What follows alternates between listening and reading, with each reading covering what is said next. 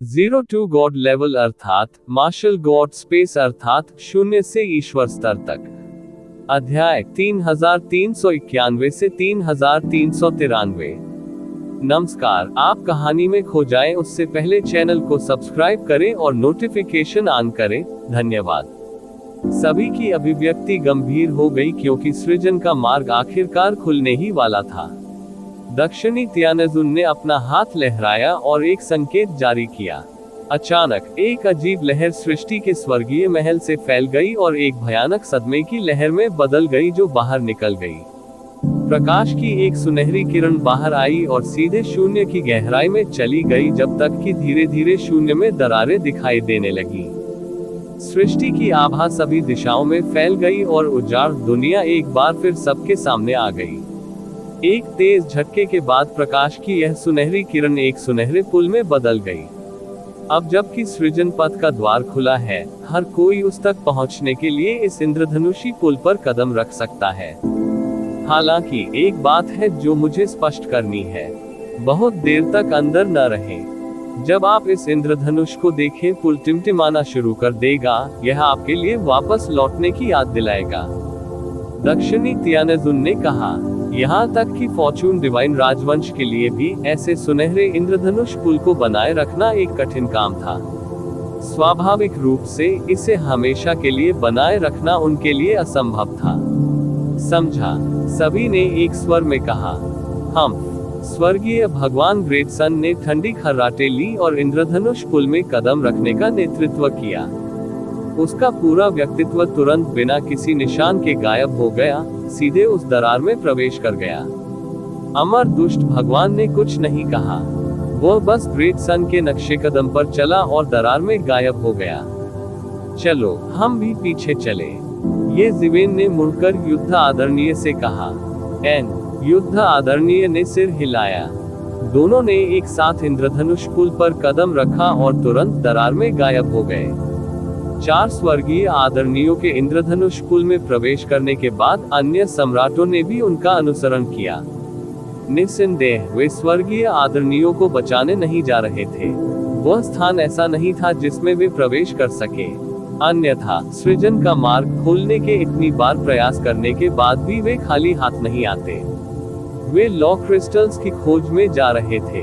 ये निस्संदेह उनका मौलिक लक्ष्य था। उन लोगों के लिए जो पहले से ही स्वर्गीय आदरणीय क्षेत्र में कदम रख चुके थे, लॉ क्रिस्टल बेहद कीमती थे। सम्राटों की तो बात ही छोड़ दे। बात सिर्फ इतनी थी कि इस बार का पैमाना पिछली बार की तुलना में बहुत कम था, क्योंकि इस बार मुख्य लक्ष्य स्वर्गीय आदरणीयों को बचाना था। ये सुनहरा इंद्रधनुष पुल हमेशा के लिए अस्तित्व में नहीं रह सकता था और बड़ी संख्या में लोगों को प्रवेश की अनुमति नहीं दे सकता था। ये दोनों पक्षों के बीच हुए समझौते का ही हिस्सा था। इंद्रधनुष पुल से गुजरने के बाद ये जिवेन ने एक बार फिर सृजन के पथ में प्रवेश किया। इस समय वो महान सूर्य स्वर्गीय आदरणीय को नहीं देख सकता था, जो उससे एक कदम आगे निकल गया था। यह एक वीरान और असीम दृश्य था। हर जगह ठोस कानूनों के उलझाव से बने क्रिस्टल थे। हालांकि इन क्रिस्टलों का उपयोग नहीं किया जा सका। उनमें बहुत सारे कानून समाहित थे, इतने सारे कि उनका विश्लेषण या स्थानांतरित नहीं किया जा सकता था। वह बहुत तेज भागा, ये जिवेन ने व्यंग्य करते हुए कहा। हाँ, तुमने अभी उसके चेहरे पर थप्पड़ मारा है। अब वह तुम्हारा सामना कैसे कर सकता है? इसके अलावा वह शायद डरता है कि तुम उसे मार डालोगी। वह एल्डर ने मुस्कुराते हुए कहा। उसने अभी अभी अपना बदला लिया था, इसलिए वह अच्छे मूड में था। ये जिवेन बिना किसी प्रतिबद्धता के थोड़ा मुस्कुराया, क्योंकि उसके पास वास्तव में ऐसा विचार था। जहां तक उस तथाकथित पुराने पूर्वज पर्पल स्कॉर्पियन का सवाल है, भले ही वह बाहरी क्षेत्र में शक्तिशाली हो, उसे पूर्वी क्षेत्र में घुसने तक इंतजार करना होगा। हेवनली पास क्लेश के बाद महान हेवनली मास्टर्स की ताकत बहुत कमजोर हो गई थी। ये जिवेन जैसे उभरते सितारे के लिए यह निस्संदेह सबसे लाभप्रद स्थिति थी। ये जिवेन को महान सूर्य स्वर्गीय आदरणीय की परवाह नहीं थी। वास्तविक समस्या अमर दुष्ट प्रभु की थी। यह एक वास्तविक तृतीय लोक स्वर्गीय आदरणीय था। हालांकि ये जिवेन के पास खुद को बचाने की क्षमता थी, लेकिन यह संभावना नहीं थी कि वह अपनी नाक के नीचे किसी अन्य स्वर्गीय आदरणीय को मार सकता था। अब हम सृजन के पथ से सृजन की भूमि पर जा रहे हैं, ये जिवेन ने कहा। क्या आप जानते हैं कि सृष्टि की भूमि कहाँ है? हाँ, सृजन की भूमि सृजन के पथ की गहराई में है। ये सिर्फ इतना है कि सामान्य सम्राट लॉर्ड्स इसे महसूस नहीं कर सकते हैं। केवल स्वर्गीय आदरणीय ही इसे महसूस कर सकते हैं। अतीत में यह मूल रूप से एक ऐसा स्थान था जहां स्वर्गीय आदरणीय लोग खेती करते थे। हमारी क्षमताएं हमें इसे समझने में सक्षम होना चाहिए। वॉर एल्डर ने इसके बारे में सोचा एक क्षण और कहा, मैं समझता हूँ। ये जिवेन तुरंत समझ गया। उसने अपनी आंखें बंद कर ली और अपनी दिव्य भावना को मुक्त कर दिया। जल्द ही उसे एक स्पष्ट अनुभूति महसूस हुई, जैसे कोई चीज उसे बुला रही हो। वह इस भावना से भली भांति परिचित था। असंख्य स्वर्ग लोकों से फॉर्चून गॉड राजवंश में जाने का कारण उसके दिल की गहराइयों से आई पुकार थी। उन्होंने मूल रूप से सोचा था कि कॉल सृजन के पथ से आ रही थी। अब वह समझ गया कि यह शायद सृजन के पथ से नहीं, बल्कि सृजन की भूमि के भीतर से था। लेकिन वास्तव में सृष्टि की भूमि में क्या था? इतनी जोरदार कॉल क्यों थी? और जहां तक वह जानता था, ऐसा लगता था कि वह अकेला व्यक्ति नहीं था जिसे फॉर्चून क्षेत्र में बुलाया गया था। मुझे इसका एहसास हुआ। आओ इस ओर चले, ये जिवेन ने तुरंत कहा। हालांकि वे दोनों पहले भी सृजन के पथ पर थे, लेकिन उन्होंने स्पष्ट रूप से सृजन की भूमि के बारे में केवल कुछ किंवदंतियां ही सुनी थी। दरअसल वे पहले कभी वहां नहीं गए थे। उन्हें मौके पर ही इसे महसूस करना था। ये जिवेन ने नेतृत्व किया। वह सुनहरे प्रकाश से बाहर निकल गया और सृजन के पथ से गायब हो गया। जल्द ही वॉर एल्डर उसके पीछे पीछे चलने लगा। ये जिवेन और वॉर एल्डर के चले जाने के बाद कई सम्राट लॉर्ड्स एक के बाद एक पहुंचे। फिर वे एक के बाद एक गायब हो गए, उस स्थान की ओर बढ़ रहे थे जहां लॉ क्रिस्टल का उत्पादन किया गया था। उनके पास ज्यादा समय नहीं बचा था। जहां तक बात है कि उनके पास कितना समय है, यह इस पर निर्भर करेगा कि महान स्वर्गीय आदरणीय कब लोगों को बचाने में सक्षम होंगे। ये जिवेन और वॉर एल्डर ने उस दिशा का अनुसरण किया जिसे उन्होंने महसूस किया था और सृजन के पथ की गहराई की ओर बढ़ गए। वे सृजन पथ की गहराई के जितना करीब पहुंचते गए, उतना ही अधिक वे हर जगह सम्राट लॉर्ड्स की लाशें देख सकते थे। हालांकि सैकड़ों लाखों वर्ष हो गए थे, फिर भी लाशें कानून की रोशनी से टिमटिमा रही थी, जिससे उत्पीड़न का भयानक एहसास हो रहा था। ये सही है, ये यहाँ है। ये जिवेन की आंखें चमक उठी। वह धीरे धीरे सामने के दृश्य से परिचित हो रहा था। ये वह दृश्य था जहां उन्होंने 10,000 साल से भी पहले सृजन के पथ पर कदम रखा था। यही वह रास्ता था जो उसने अपनाया था। बात बस इतनी सी थी कि जब बाकी लोग बाहर से अंदर की ओर चले गए थे, वह अंदर से बाहर की ओर चला गया था। ये पहली बार नहीं था जब ये जिवेन यहाँ आए थे, बल्कि वॉर एल्डर के लिए यह पहली बार था। जब उसने जमीन पर चारों ओर लाशें देखीं, तो वह अपनी रीढ़ में ठंडक महसूस करने से खुद को नहीं रोक सका। ये सम्राट लॉर्ड्स के लिए बस एक विशाल कब्रिस्तान था। कौन जानता था कि कितने सम्राट लॉर्ड्स को यहाँ दफनाया गया था। ये तो महज एक रास्ता था, लेकिन पहले से ही इतना भयानक था। सृजन का पथ वास्तव में प्राचीन काल से सृजन क्षेत्र का सबसे बड़ा रहस्य था। वे जितनी गहराई में गए, सम्राट लॉर्ड्स की लाशों का स्तर उतना ही ऊंचा दिखाई देने लगा। धीरे धीरे वे पीक सम्राट लॉर्ड्स की लाशें देख सकते थे। इस तरह के दृश्य ने अनिवार्य रूप से लोगों को अपनी रीढ़ में ठंडक महसूस कराई। ये ज्ञात होना चाहिए कि वॉर एल्डर अभी कुछ समय पहले ही पीक सम्राट लॉर्ड थे। इस समय वह थोड़ा दुखी हुए बिना नहीं रह सका। हालांकि ये जिवेन अलग थी। वह इस रास्ते पर बहुत पहले चल चुका था। बेशक तब की स्थिति स्वाभाविक रूप से अब से बिल्कुल अलग थी। उस समय उसने अभी अभी सम्राट लॉर्ड क्षेत्र में प्रवेश किया था, लेकिन अब वह पहले से ही एक सर्वोच्च स्वर्गीय आदरणीय था। उनकी दृष्टि स्वाभाविक रूप से वैसी नहीं थी जैसी तब थी। यदि कोई सृजन के पथ पर गिरे हुए इन प्रभुओं को करीब से देखे, तो वह देख पाएगा कि इन प्रभुओं द्वारा विकसित सिद्धांत पूरी तरह से अलग थे। ऐसा नहीं था कि प्रकार अलग अलग थे, बल्कि पूरी प्रणाली उससे बिल्कुल अलग थी जिससे ये जीवेन परिचित थी। हालांकि बाहर ठोस कानून क्रिस्टल में कुछ कानून समान थे। कुछ लाशों पर सैकड़ों लाखों वर्षों से बहते समय के निशान थे, और कुछ ऐसे भी थे जिनकी ये जीवेन सटीक गणना नहीं कर सकते थे। ये फॉर्चून गॉड राजवंश की प्रणाली से पूरी तरह से अलग था जिसे वह जानता था, और यहां तक कि बाहरी डोमेन की प्रणाली से भी। यह एक सिस्टम की तरह था। नहीं, ये कहा जाना चाहिए कि यह एक व्यवस्था से कहीं अधिक था। ये सोचकर, यहां तक कि ये जीवेन, जो हमेशा साहसी रहे थे, को भी अतुलनीय झटका लगा। यदि यह वास्तव में वैसा ही होता जैसा उन्होंने अनुमान लगाया था, तो फॉर्चून गॉड राजवंश का संपूर्ण इतिहास वैसा ही होता पुनः लिखा गया। इन सभी लोगों को लगा कि उन्होंने दुनिया का असली चेहरा देख लिया है, लेकिन क्या सचमुच ऐसा था? फॉर्चून डिवाइन राजवंश के ऐतिहासिक अभिलेखों के अनुसार सबसे प्रारंभिक अभिलेख जंगल युग के थे। उस युग में विदेशी जीव सभी दिशाओं में आतंक मचा रहे थे, और फॉर्चून दिव्य राजवंश के लोग इन विदेशी प्राणियों की क्रूरता के कारण भय से कांप रहे थे।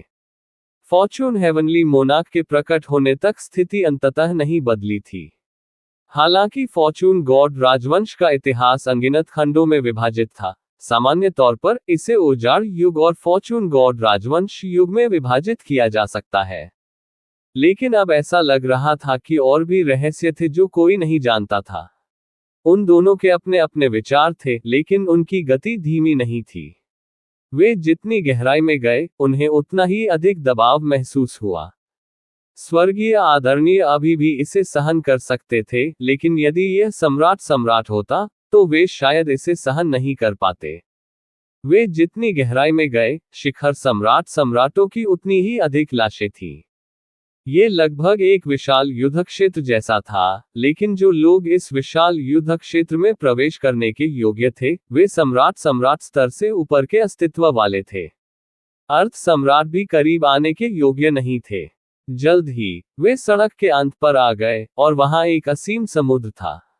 उन्हें आश्चर्य इस बात का था कि अपनी कुशलता और दृष्टि के बावजूद भी वे न तो इस समुद्र के आर पार देख सकते थे और न ही दूसरी ओर की स्थिति देख सकते थे।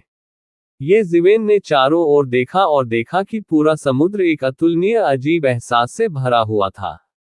पूरा समुद्र शांत और शांत था। एक भी लहर नजर नहीं आ रही थी। यह इतना शांत था कि लोगों के रोंगटे खड़े हो गए। मृत सागर, दाववादी मित्र वूजून, हम अंततः मृतकों के सागर पर पहुंच गए हैं।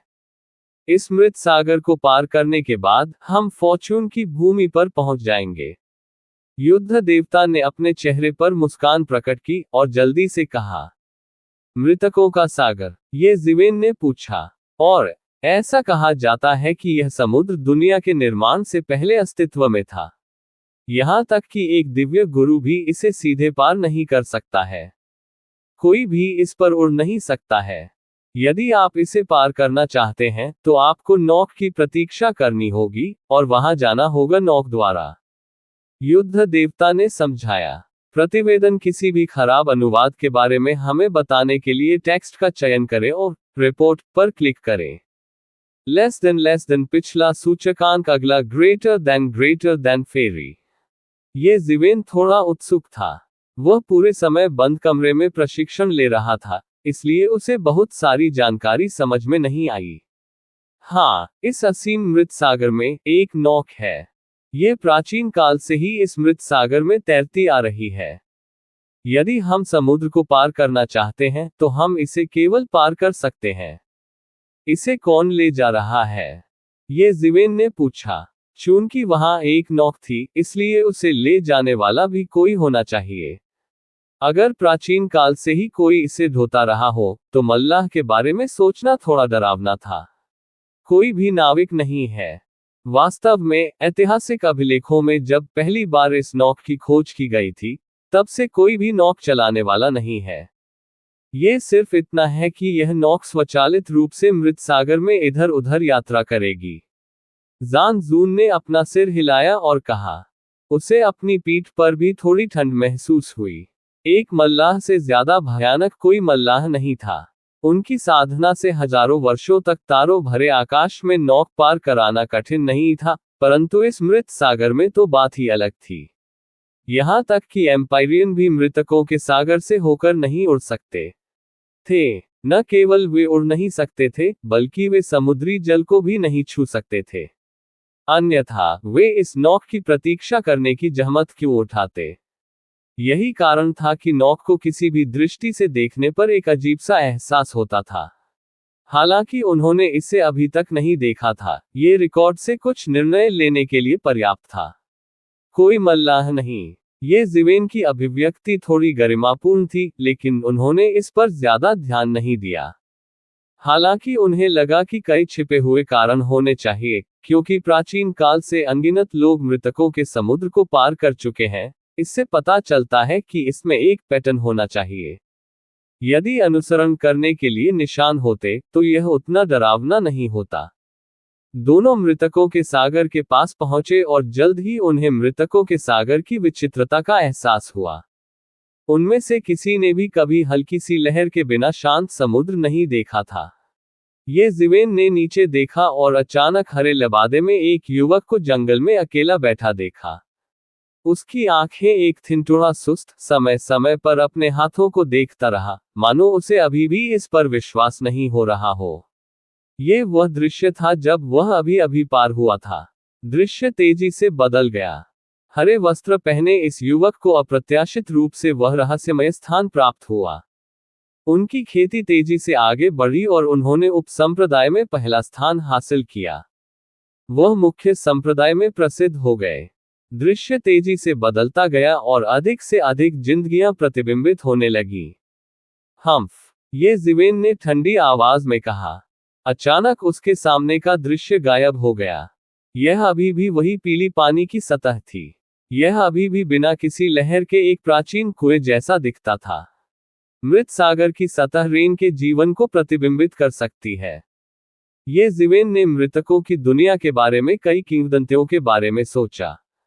चाहे वे अपने जीवन काल में किसी भी प्रकार के गौरवशाली अस्तित्व में रहे हों, उन्हें मृत्यु के बाद दंडित किया जाएगा। अच्छे लोग स्वर्ग जाएंगे और बुरे लोग नरक में जाएंगे। पक्षपात का कोई निशान नहीं होगा। कुछ गलत है। ये जिवेन ने तुरंत प्रतिक्रिया व्यक्त की। हालांकि ऐसा लग रहा था कि कुछ भी गलत नहीं है, ये सबसे बड़ी गलती थी। उसके पास किस प्रकार की खेती थी? जब उसने सम्राट क्षेत्र में प्रवेश किया था और अपने अतीत को मार डाला था, तब उसने व्यक्तिगत रूप से नियति की नदी में प्रवेश किया था।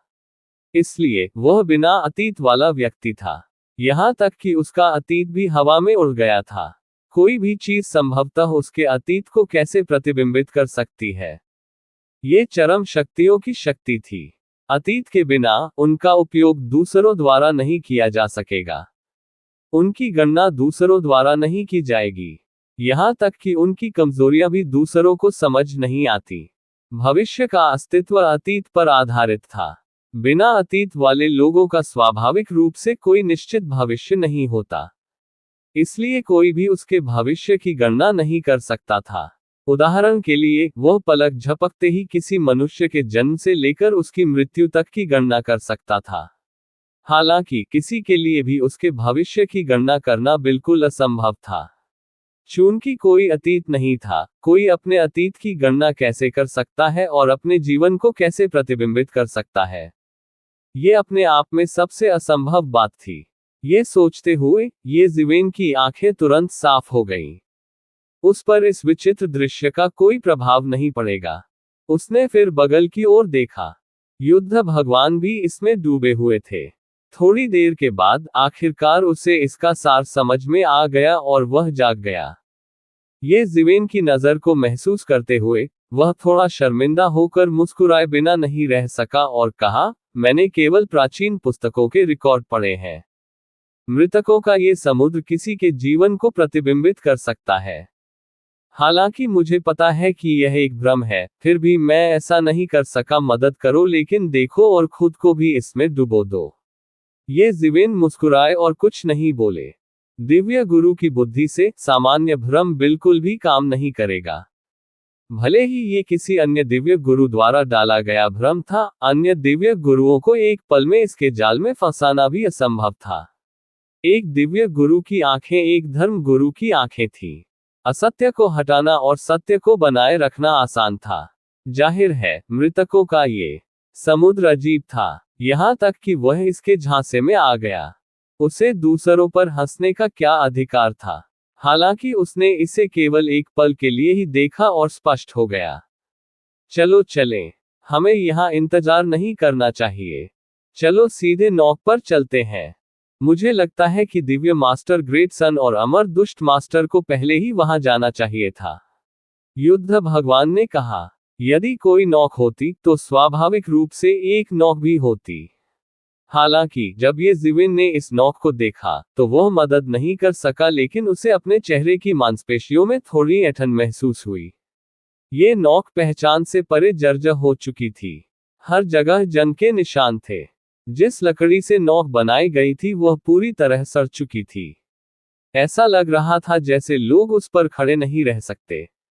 जब तक कोई उस पर खड़ा रहता वह तुरंत ढह जाता। हालांकि वॉरलॉर्ड के अनुसार ये नॉक प्राचीन काल से ऐसी ही थी। कोई अंतर नहीं था, और नॉक से ज्यादा दूर नहीं, अमर ईविल मास्टर और दिव्य मास्टर ग्रेट सन की आकृतियां वास्तव में थीं। हालांकि वे दूर से ये जिविन का सामना कर रहे थे। वे न तो निकट आए न दूर गए। जाहिर है, वे दोनों भी नॉक के आने का इंतजार कर रहे थे। जब दिव्य गुरु ग्रेट सन ने ये जिवेन को आते देखा तो उसकी आंखों में निर्दयता का भाव झलक उठा। वह बहुत आश्वस्त था, लेकिन उसने पुराने पूर्वज पर्पल स्कॉर्पियन की बातों को नजरअंदाज करने की हिम्मत नहीं की। हालांकि ये जिवेन की अभिव्यक्ति उदासीन थी। उनका छुपकर हमला करने का कोई इरादा नहीं था। इसने उससे बनाया टोढ़ा राहत मिली। फिर तो वह और भी क्रोधित हो गया। उसने पहले ही इसके बारे में सोच लिया था।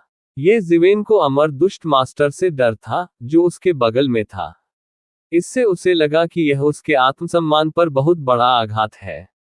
वे दोनों दूर से एक दूसरे का सामना कर रहे थे। वे मूलतः दो पुनर्तः विरोधी खेमे थे। अगर वे सहयोग करना भी चाहें, तो गुप्त हमले के डर से वे एक दूसरे के बहुत करीब नहीं होंगे। अचानक, मूल रूप से शांत और शांत समुद्री सतह पर अचानक कोहरा छा गया। कोहरा तेजी से पूरे समुद्र की सतह पर छा गया, और यहाँ तक कि ये जिवेन और अन्य लोग भी इसे अपनी आंखों से नहीं देख सके। ये यहाँ है। नॉक यहाँ है। यह कोहरा एक संकेत है। युद्ध भगवान ने कहा। दिव्य गुरु महान सूर्य और अमर दुष्ट गुरु के भाव गंभीर हो गए। इतना जरूर है कि दोनों किनारों के सामने एक विशाल नौक आने में देर नहीं लगी, लेकिन ये जहाज काफी विशाल था। दूर से देखने पर यह एक छोटे से पहाड़ जैसा लग रहा था।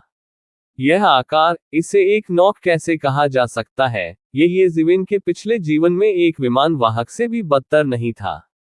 बात सिर्फ इतनी थी कि यह लकड़ी की नौक हर जगह से फटी हुई थी, और इसमें एक बड़ा छेद भी देखा जा सकता था, जैसे कि यह किसी भी समय डूब सकता है।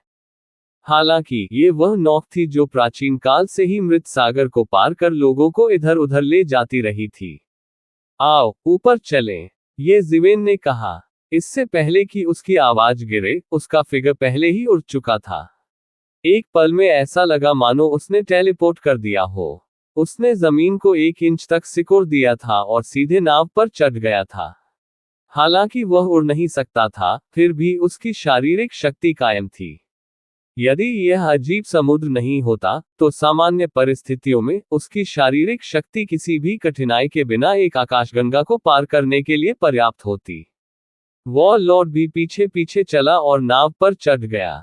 नाव के दूसरी ओर अमर ईविल मास्टर और दिव्य मास्टर ग्रेट सन भी बड़ी नाव पर सवार हुए। बड़ी नाव पलटने और अंतहीन मृत सागर के दूसरी ओर जाने से पहले केवल एक पल के लिए रुकी। विशाल नाव इस असीम समुद्र में एक छोटी मछली की तरह अदृश्य थी। समुद्र में नाव के कटने की आवाज के अलावा केवल नाव के तख्तों की चरमराने की आवाज थी। दोनों पक्षों ने चुपचाप कुछ नहीं बोला। वे बस पालथी मारकर बैठे रहे और नाव के रुकने का इंतजार करते रहे। अचानक, ये जिवेन ने अपनी आंखें खोली और अपनी दिव्य इंद्रियों को मुक्त करते हुए चारों ओर देखा। अभी एक क्षण पहले ये जिवेन को अचानक अपने पीछे ठंड का एहसास हुआ, जैसे कि उसके चारों ओर कुछ बेहद उदास और ठंडा रेंग रहा हो। क्या गलत? ये जिवेन के कार्यों से वॉरलॉर्ड भी जाग गया था। इसी समय सभी ने देखा कि समुद्र पर कोहरे में नाव के पतवार के साथ साथ चलती हुई एक विशाल आकृति उनके चारों ओर दिखाई दी। एक बड़ा आदमी आ रहा है। ये जिवेन खड़े हो गए और दूर की ओर देखने लगे। वह उस विशाल आकृति को स्पष्ट रूप से देख सका। बाकी लोग भी एक के बाद एक खड़े हो गए। जाहिर है इसी वक्त उन्होंने इस विशाल आकृति की खोज भी की थी। हर किसी का कौशल चरम पर पहुंच गया था, वे किसी भी समय लड़ने के लिए तैयार थे। वे सभी दिव्य गुरु स्तर के विशेषज्ञ थे, इसलिए स्वाभाविक रूप से वे आसानी से भयभीत नहीं होंगे। जहाज आगे बढ़ता रहा, लेकिन वह अभी भी अंतहीन कोहरे में डूबा हुआ था। ये कहने के बजाय कि कोहरा समुद्र की सतह से आया था, ये कहना अधिक सटीक था कि इसने जहाज के पतवार को ढक दिया था। नौक जहां भी जाती, उस क्षेत्र को कोहरा घेर लेता। ये नाव पूरे दिन और रात तक चलती रही, और अंत में किनारे का दूसरा किनारा देखने को मिला। यह एक असीम महाद्वीप था, समुद्र तल और आकाश तल अंतहीन रूप से फैला हुआ। जो आकृति नाव के चारों ओर थी, उसने अंत में उस पर झपट्टा नहीं मारा, जैसे कि वह किसी चीज से डर रही हो। वह बस नाव के पतवार के चारों ओर चक्कर लगाता रहा। चल दर जैसे ही नाव किनारे पर पहुंची, उनकी आकृतियां एक तीक्ष्ण तीर की तरह निकल पड़ी। जैसे ही उन्होंने किनारे पर कदम रखा, उसी समय उनकी जादुई शक्ति वापस आ गई और वे प्रकाश की धाराओं में बदल गए और बाहर उड़ गए। चलो, हम पूर्व की ओर चले गए। वॉरलॉर्ड ये जिवेन के पीछे चला गया और कहा। नाव पर उन्होंने ये जिवेन को पहले ही समझा दिया था कि जिन दिव्य गुरुओं को वे बचाना चाहते थे, वे इस महाद्वीप के पूर्वी तट पर थे। हालांकि वे सभी यहाँ आए थे, उन दिव्य गुरुओं को भी शिविरों में विभाजित किया गया था। फॉर्चून गॉड राजवंश के दिव्य स्वामी पूर्व में थे, और विदेशी क्षेत्र के दिव्य स्वामी पश्चिम में थे। प्रत्येक अलग था। प्रतिवेदन किसी भी खराब अनुवाद के बारे में हमें बताने के लिए टेक्स्ट का चयन करें और रिपोर्ट पर क्लिक करें। लेस देन पिछला सूचकांक, अगला ग्रेटर देन फॉर्चून गॉड राजवंश और बाहरी डोमेन के स्वर्गीय आदरणीय प्रत्येक पूरे महाद्वीप को विभाजित करते हुए एक तरफ खड़े थे। ये जिवेन की नजर महाद्वीप के सबसे गहरे हिस्से तक पहुंची। प्रकाश के एक समूह ने पूरे महाद्वीप को रोशन कर दिया। ये सूरज की तरह लग रहा था। हालांकि ये जिवेन देख सकता था कि यह सूरज नहीं था। इसके बजाय यह एक अंतरिक्ष चैनल था। जो प्रकाश उत्सर्जित हो रहा था वह सामान्य प्रकाश नहीं था। इसके बजाय ये प्रकाश था जो सिद्धांतों के उतार चढ़ाव से बना था। कानूनों के उतार चढ़ाव को नंगी आंखों से देखा जा सकता था। ये कुछ ऐसा नहीं था जिसे सामान्य सम्राट लॉर्ड्स देख सकें। ये कानूनों का एक गहरा स्तर था। केवल स्वर्गीय आदरणीय ही इसे समझ सकते थे। केवल वे ही लोग जिन्होंने नियमों को समझ लिया था, नियमों के उतार चढ़ाव से बने प्रकाश के पीछे के सिद्धांतों को समझ सकते थे। मैं वास्तव में नियमों के उतार चढ़ाव को नग्न आंखों से देख सकता हूं। उन्हें देखने में सक्षम होने के लिए मुझे अपने शरीर के साथ एकीकृत होने की भी आवश्यकता नहीं है। ये जिवेन आश्चर्य से अपनी जीभ चटकाने से खुद को नहीं रोक सका। कोई आश्चर्य नहीं कि वे स्वर्गीय आदरणीय यहाँ खेती करने के इच्छुक हैं। यहाँ खेती करने से आधे प्रयास के साथ दोगुना परिणाम मिलता है। किसी की खेती निश्चित रूप से छलांग और सीमा से आगे बढ़ेगी। ये सही है, वास्तव में ऐसा ही है। कानूनों के ये उतार चढ़ाव उस अंतरिक्ष चैनल के माध्यम से प्रसारित होते हैं। चैनल के दूसरी तरफ फॉर्चून की पौराणिक भूमि है, एक जगह जहां सौभाग्य छिपा हुआ है। वार एल्डर ने कहा, प्राचीन काल से केवल फॉर्चून स्वर्गीय सम्राट ने फॉर्चून दिव्य राजवंश में प्रवेश किया था। उन्होंने फॉर्चून दिव्य राजवंश से सौभाग्य प्राप्त किया और इसकी वर्तमान सर्वोच्च नींव स्थापित की। यह अफसोस की बात है कि हम असली गुड फॉर्चून कुंजी के बिना यहाँ लंबे समय तक नहीं रह सकते। वॉर एल्डर अफसोस के साथ आहें भरने के अलावा कुछ नहीं कर सका। उन्होंने अब स्वर्गीय पूज्य क्षेत्र में कदम रखा था और महसूस किया कि स्वर्गीय पूज्य क्षेत्र में साधना करना बहुत कठिन था। यदि उसने अनगिनत वर्षों का अनुभव संचित नहीं किया होता तो वह अभी भी अपने स्वर्गीय पूज्य क्षेत्र को स्थिर कर रहा होता। उनका उल्लेख एक ही सांस में नहीं किया जा सकेगा जब वह पीक सम्राट लॉर्ड थे। वह बिल्कुल अलग स्तर पर खड़ा होगा। यदि वह यहाँ लंबे समय तक खेती कर सके तो कहा जा सकता है कि खेती की राह आधी मेहनत से दोगुना फल देगी। यही कारण था कि प्राचीन काल से कई स्वर्गीय पूज्य यहाँ खेती करने के लिए रुके थे। हालांकि गुड फॉर्चून कुंजी के खो जाने के बाद ये स्थान उनके लिए जेल बन गया था। इसके अलावा उन्हें अनगिनत वर्षों तक कैद में रखा गया था। ये कितना दुखद था। महाद्वीप बहुत बड़ा था। यहाँ स्वर्गीय आदरणीयों की चेतना का उपयोग नहीं किया जा सकता था, जैसे कि यह किसी चीज द्वारा प्रतिबंधित हो। हालांकि भाग्य का पथ स्वयं रहस्यों से भरा था। ऐसे कई रहस्यों का होना सामान्य बात थी जिन्हें सामान्य लोग नहीं जान सकते थे। ये जिवेन और जान जून ने रास्ते में खोजबीन की। जल्द ही उन्हें पहला आंकड़ा मिल गया। जब जान जून ने यह आकृति देखी तो वह सहज रूप से रुक गया। वह लगभग पीछे हट गया और भाग गया।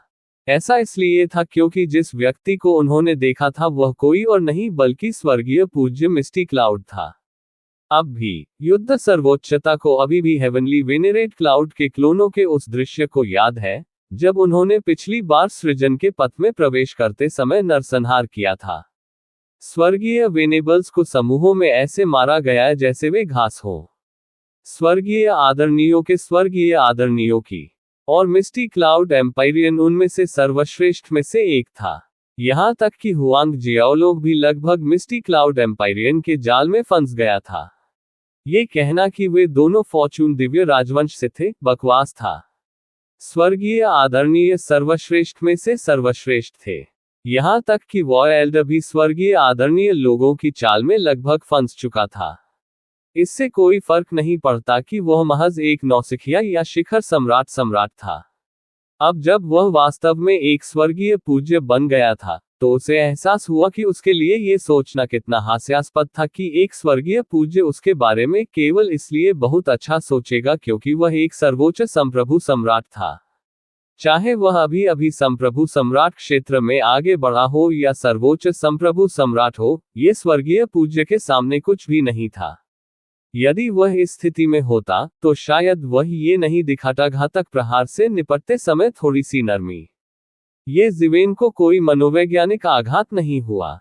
उस समय उनकी ताकत पहले से ही स्वर्गीय आदरणीय अवतार से ऊपर थी। इसलिए उसके साथ दुर्व्यवहार नहीं किया गया या आवारा कुत्ते की तरह उसे भगाया नहीं गया। जैसे ही दोनों निकट आए, हेवनली वेनेरेबल्स क्लाउड ने अपनी सुंदर आंखें खोली। उसके तेजस्वी चेहरे पर आश्चर्य झलक रहा था। उसने अपने लाल होंठ खोले और बोली, तुम लोग। जाहिर है उसे अभी भी ये दो लोग याद हैं, खासकर ये जिवेन जिन्होंने उस पर गहरी छाप छोड़ी थी। सम्राट राजाओं के बीच केवल एक ही व्यक्ति था जो इस स्तर तक खेती कर सकता था और इतना अत्याचारी था कि वह कई महान स्वर्गीय गुरुओं के अवतारों से शांति से पीछे हट सकता था। प्राचीन काल से केवल एक ही व्यक्ति था जो ऐसा कर सकता था। उसने अपने जीवन में अनगिनत उत्कृष्ट लोगों को देखा था, लेकिन उसने कभी किसी को ये जिवेन जितना प्रभावशाली नहीं देखा था। सृजन के पथ पर प्रवेश करने से पहले उसे देखा नहीं गया था, इसलिए उसे एक उभरता हुआ सितारा होना चाहिए था जो बाद में प्रकट हुआ था। हालांकि तब से केवल 10,000 वर्ष ही हुए थे और उस चौंकाने वाले और प्रतिभाशाली सम्राट ने वास्तव में दिव्य प्रभु क्षेत्र में कदम रखा था। इसके अलावा केवल इतना ही नहीं बल्कि वह दूसरे लोक तक भी पहुंच गई थी। उसकी आंखें इतनी तेज थीं कि वह एक नज़र में ये जिवेन की खेती को देख सकती थी। हालांकि ये जिवेन ने इसे बहुत अच्छी तरह से छुपाया था, फिर भी उनके दायरे के बीच एक बड़ा अंतर था। हालांकि वह केवल ये जिवेन के खेती क्षेत्र को देख सकती थी। वह कितना ताकतवर था, वह इसका हिसाब नहीं लगा सकी। फिर भी यह उसे चौंका देने के लिए काफी था। उसे अब भी याद है कि पहले दायरे से दूसरे दायरे में प्रवेश करने में उसे कितना समय लगा था। इस शख्स के सामने वह भारी पड़ती नजर आ रही थी। स्वर्गीय आदरणीय बादल, हम आपको सृजन के पथ से बचाने के लिए फॉर्चून गॉड राजवंश के आदेश के तहत आए हैं। इस समय युद्ध आदरणीय आगे बढ़े और कहा। हालांकि पहले तो वह उससे चौंक गया, लेकिन जल्दी ही शांत हो गया। वह अब स्वर्गीय आदरणीय क्षेत्र में था। स्वर्गीय आदरणीय बादल कई वर्षों से फंसा हुआ था। हो सकता है कि वह उसके जितनी शक्तिशाली न हो। आपको भाग्य कुंजी मिल गई है। स्वर्गीय आदरणीय बादल ने थोड़ा सा भौहें चढ़ाई और पूछा। नहीं, ऐसा नहीं होना चाहिए। अन्यथा हमें ऐसा नहीं करना पड़ता। फॉर्चून डिवाइन राजवंश ने फॉर्चून कुंजी की प्रतिकृति बनाने के लिए अनगिनत साल बिताए। हालांकि यह असली फॉर्चून कुंजी जितनी अच्छी नहीं है, लेकिन ये हर किसी के शरीर पर बंधनों को तोड़ने और हर किसी को फॉर्चून के पथ से बचाने के लिए पर्याप्त है। युद्ध आदरणीय ने समझाया। तो यह ऐसा ही था। उस मामले में मैं आपका एहसान मानता हूँ। हेवनली वेनेरेबल्स क्लाउड कोई दिखावा करने वाला व्यक्ति नहीं था, इसलिए उसने तुरंत कहा। इस समय उसने अपनी जादुई शक्ति का थोड़ा सा संचालन किया। उसके चारों ओर एक हल्का बैंगनी जादू दिखाई दिया। इसका गठन संपूर्ण सृजन पथ की नामात्र शक्ति द्वारा किया गया था। यह मानव निर्मित नहीं था। अन्यथा हेवनली वेनेरेबल्स क्लाउड की ताकत से वह इतने सालों तक फंसी नहीं रहती। क्योंकि मनुष्य की शक्ति सीमित थी, परंतु स्वर्ग की शक्ति अनंत थी। यदि यह मानव निर्मित होता तो देर सवेर इसे तोड़ा जा सकता था। हालांकि अगर यह प्राकृतिक रूप से स्वर्ग द्वारा बनाया गया होता, तो इसे तोड़ना बहुत मुश्किल होता। ये जिवेन और वॉर वेनेरेबल्स ने एक दूसरे की ओर देखा और फिर एक ही समय में आगे बढ़ गए। बाहरी ताकतों की मदद से इस जादू को तोड़ना बहुत आसान था। कुछ ही देर में इसे उन दोनों ने तोड़ दिया। स्वर्गीय वेनेरेबल्स क्लाउड आखिरकार मुक्त हो गया और बेहोश होकर बोला, इस बार मैं आपका एहसानमंद हूँ। अगर आपको भविष्य में किसी चीज की जरूरत हो, तो आप मुझे ढूंढने के लिए उत्तरी क्षेत्र में आ सकते हैं। ये जिवेन और युद्ध के आदरणीय केवल थोड़ा ही आगे बढ़े थे, और उन्होंने स्वर्गीय आदरणीय को उन पर उपकार करने के लिए बाध्य किया था। इसमें कोई आश्चर्य नहीं कि यह मामला इतना लोकप्रिय और चर्चित था। इससे संभवतः उन्हें काफी लाभ मिलेगा। ये कुछ भी नहीं था। आपको इतना विनम्र होने की जरूरत नहीं है, ये जिवेन ने कहा। हालांकि मुझे आपसे कुछ पूछना है। आगे बढ़ो। जहां तक मुझे पता है, मैं तुम्हें वह सब कुछ बताऊंगा जो मैं जानता हूं। स्वर्गीय आदरणीय बादल उन दोनों के सामने से उड़कर बोला। हालांकि वह आजाद हो चुकी थी, फिर भी वह अभूतपूर्व रूप से कमजोर स्थिति में थी। ऐसा इसलिए था क्योंकि सृजन के पथ में कोई आध्यात्मिक ऊर्जा नहीं थी। आध्यात्मिक ऊर्जा केवल नामात्र के नियमों पर निर्भर होकर ही अस्तित्व में रह सकती है। हालांकि सृजन के पथ में नामात्र के नियम उलझ गए थे और उन्हें आकार लेना कठिन हो गया था। इसलिए उसके पास ठीक होने का कोई रास्ता नहीं था। उसे ठीक होने के लिए सृजन का मार्ग छोड़ने तक इंतजार करना होगा। सौभाग्य से जादू छोड़ने के बाद वह ताकत का एक निश्चित स्तर बनाए रखने में असमर्थ नहीं होगी जैसा कि वह जादू में थी। वह केवल कमजोर होती जा सकती थी और अंततः खून की कमी से मर सकती थी। फॉर्चून गॉड राजवंश की स्वर्गीय आदरणीय के रूप में उसने यह विश्वास नहीं किया होगा कि एक दिन उसे इस तरह मौत के खतरे का सामना करना पड़ेगा और खून की थकावट से मर जाएगी। मैं सिर्फ ये पूछना चाहता हूँ, क्या आप जानते हैं कि पिछली बार आपके साथ हमला करने वाला सम्राट प्रिमोडियल कैस कहाँ है? ये जिवेन ने पूछा।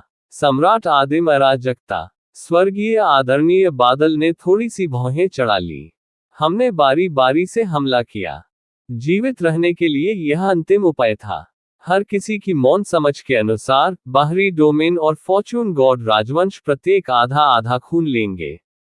इसके अलावा वे बारी बारी से अपने अवतारों को भेजेंगे खून काटने के लिए। पिछली बार मैं सम्राट प्रिमोडियल कैस के साथ गया था। हालांकि वह बाहरी डोमेन से एक स्वर्गीय पूजनीय है और फॉर्चून गॉड राजवंश का स्वर्गीय पूज्य नहीं है। इसलिए उसे अब बाहरी डोमेन में होना चाहिए और नहीं यहाँ। अपने शब्दों के आधार पर उसने उन शक्तिशाली सम्राट प्राइमोडियल कैस को केवल खून के रूप में माना। निस्संदेह वह उन्हें जंगली जानवरों की तरह जीवित नहीं खाएगी। उसके पास बस अन्य साधन थे। तो यह बाहरी क्षेत्र से एक स्वर्गीय पूज्य है। ये जिवेन को अचानक एक एहसास हुआ। इसमें कोई आश्चर्य नहीं कि वह इतने लंबे समय तक फॉर्चून गॉड राजवंश में रहने के बावजूद सम्राट प्रिमोर्डियल कैस के बारे में कोई जानकारी नहीं पा सका। उन्होंने मूल रूप से सोचा था कि सम्राट प्रिमोर्डियल कैस बहुत लंबे समय से फॉर्चून के पथ में फंसा हुआ था, इसलिए इस दुनिया में उनके बारे में कोई किंवदंतियां या रिकॉर्ड नहीं थे। लेकिन अब ऐसा लग रहा है कि ऐसा नहीं है। वह वास्तव में बाहरी क्षेत्र का एक स्वर्गीय पूजनीय था। कोई आश्चर्य नहीं, ये जिवेन ने कहा। क्यों? क्या साथी डाउवादी को सम्राट प्रिमोर्डियल कैस से कोई शिकायत है? एम्पायरियन क्लाउड मिस्ट ने अपनी खूबसूरत आंखों से ये जिवेन को देखा, और फिर उसके पूछने पर उसके होंठ थोड़े खुले। वह स्वाभाविक रूप से यह बताने में सक्षम थी कि जब ये जिवेन ने सम्राट प्रिमोर्डियल कैस का उल्लेख किया, तो ऐसा नहीं लगा कि वह किसी पुराने दोस्त के साथ फिर से मिल रहा है। इसके बजाय उनके शब्दों में थोड़ी अविस्मरणीय नफरत थी। वास्तव में एक शिकायत है जिसे निपटाने की जरूरत है, ये जिवेन ने ठंडी मुस्कान के साथ कहा। आपके मार्गदर्शन के लिए धन्यवाद साथी दाववादी। चूंकि साथी दाववादी पहले ही भाग चुका है, आप सीधे 9 पर जा सकते हैं। जब हम दूसरों को बचाएंगे तो हम एक साथ वहां जाएंगे, ये जिवेन ने कहा। मैं समझता हूं, हेवनली वेनेरेबल्स क्लाउड मिस्ट ने कहा। फिर ये जिवेन ने वॉरलॉर्ड की ओर रुख किया और कहा, साथी दाववादी वॉरलॉर्ड, मैं थोड़ी देर के लिए जा रहा हूं। आप जाएं और पहले दूसरों को बचाएं। प्रतिवेदन किसी भी खराब अनुवाद के बारे में हमें बताने के लिए टेक्स्ट का चयन करें और रिपोर्ट पर क्लिक करें। लेस देन पिछला सूचकांक, अगला ग्रेटर देन। इसी प्रकार के अपडेट्स लेते रहने के लिए हमारे चैनल ऑडियो बुक्स 108 को सब्सक्राइब करें और नोटिफिकेशन ऑन करें। धन्यवाद।